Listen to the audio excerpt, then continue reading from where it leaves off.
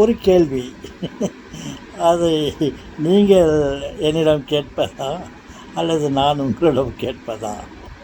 தாத்தா நீ தானே ஆரம்பிச்சிங்களோ, நீங்களே கேளுங்க தாத்தா. காலங்களிலே சிறந்த காலம் எது? பொற்காலம் என்றும் சொல்லலாம். நான் அதை பற்றி கேட்கவில்லை. காலங்களிலே சிறந்த காலம், நமக்கு விருப்பமான காலம் எது என்றால், எனக்கு இந்த கோடை காலம் தான் எனக்கு மிகவும் விருப்பமானது. ஏனென்றால் நமக்கு விடுமுறை கிடைக்கிறது. சம்மர் வெக்கேஷன், கோடைக்கால விடுமுறை. நம்ம எங்கே வேண்டாமானால் நாம் சென்று வரலாம். மாலை நேரத்திலே ஷாப்பிங், பகல் நேரத்திலே மரத்தடியிலே, இல்லை வீட்டில் ஃபேன் போட்டுன்னு, இல்லை இருக்கிற எல்லாரோடும் சந்தோஷமாக நம்ம பேசி காலத்தை கழிக்கலாம். நம்முடைய நண்பர்களை நாம் வர வைக்கலாம். நண்பர்களுடைய வீட்டுக்கு நாம் போகலாம். நல்ல உணவை சாப்பிடலாம், எளிமையான உணவு. கஞ்சி வருதப்பா வருதப்பா, கஞ்சி வருதப்பா. அப்பேற்பட்ட கஞ்சி கிடைக்கும். நமது கிராமப்புறத்தில் கேழ் வரைகினால் செய்யப்பட்ட கூழ் இரவினிலே செய்து இரவு முழுதும் சட்டி பானையில் வைத்து விட்டு, அது அடுத்த நாள் அதை எடுத்து அதில் சிறிது தயிர் இவைகளை சேர்த்து ஒரு மாதிரி புளிப்பு கலர்ந்த அந்த கூழை குடித்தாலே என்ன இன்பமாக இருக்கும். இவைகளெல்லாம் குளிர்காலத்தில் நம்மால் அனுபவிக்க முடியாது.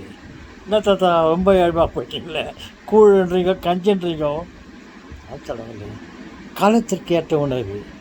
கஞ்சி குடித்தால் அது ஏழ்மையான உணவு என்று சொல்ல முடியாது, அது ஏழைகள் சாப்பிடும் உணவு என்று சொல்ல முடியாது. இப்போதெல்லாம் பணக்காரர்கள் ஆரம்பித்து விட்டார்கள்.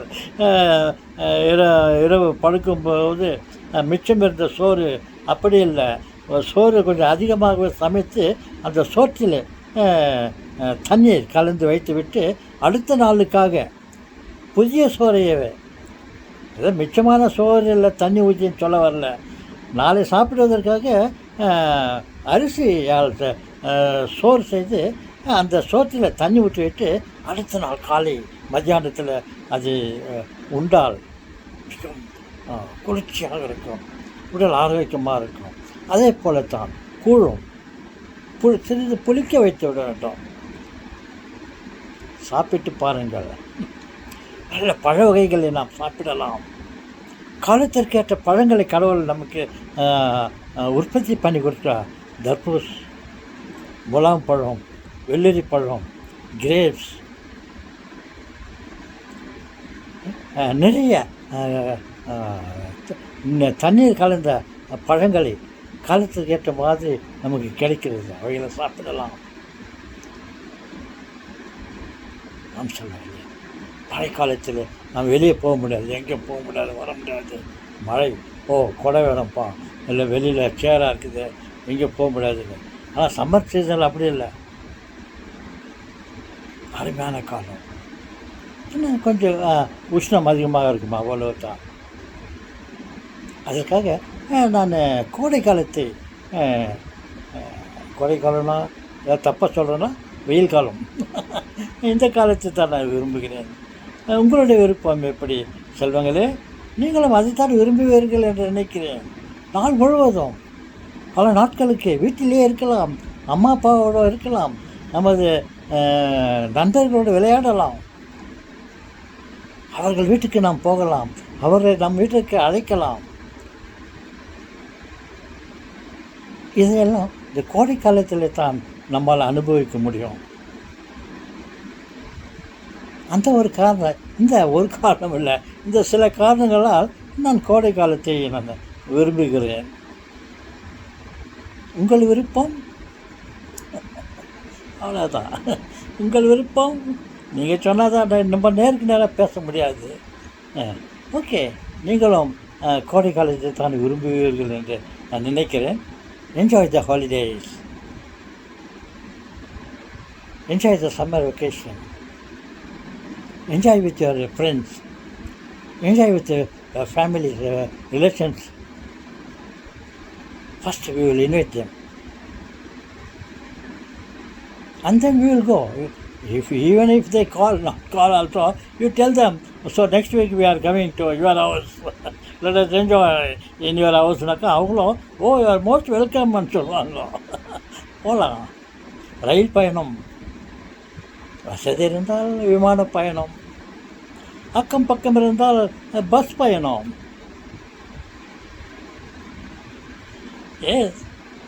இல்லைன்னா நடராஜா சர்வீஸ், அங்கே பக்கத்தில் அடுத்த தெருவிலையோ அடுத்த சில தூரங்கள் கால்நடை இல்லை போகக்கூடிய இடத்துல இருந்தாலும் நம்ம walking Nataraja service Nataraja service தான் இந்த பஸ் சர்வீஸு அது இதெல்லாம் இருக்குது இல்லையா. அது மாதிரி நம்ம நடந்து போகிற சர்வீஸ் நடராஜா சர்வீஸ். நடடா ராஜா நடடா, இந்த நாட்டில் உள்ள மனிதர்கள் நம்மை பார்த்தே தெரிந்திடவே.